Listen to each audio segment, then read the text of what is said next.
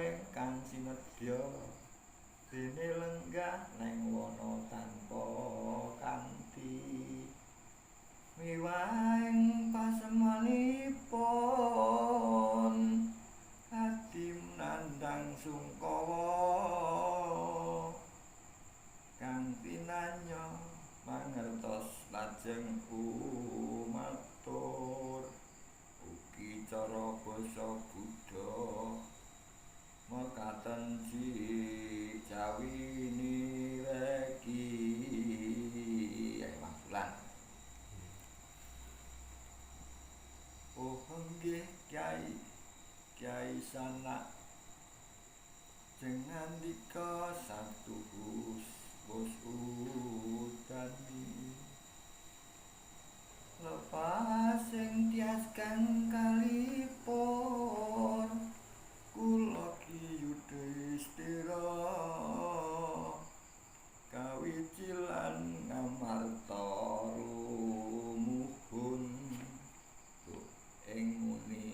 jaman Buddha maksih Brahma kang agami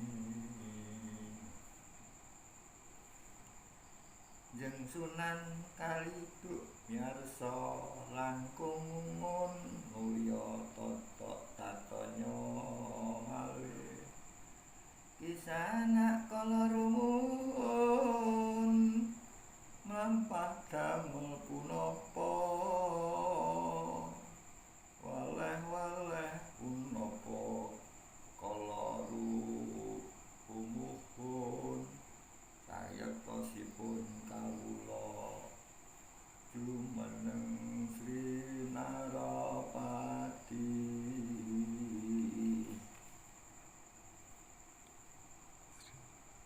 kataton negri Ngamarta Yudhistira inggih jujuluk mami balik sampeyan sang linu sang luhung ing wingking kang pinangka lan ing ngajeng lajesan sedyanireng kalbu miwah sinten kang sinambat duh Yudhistira sang aji andang umam nami kawula Sunan Kalijaga kalebet wali saking tlatah Majalangu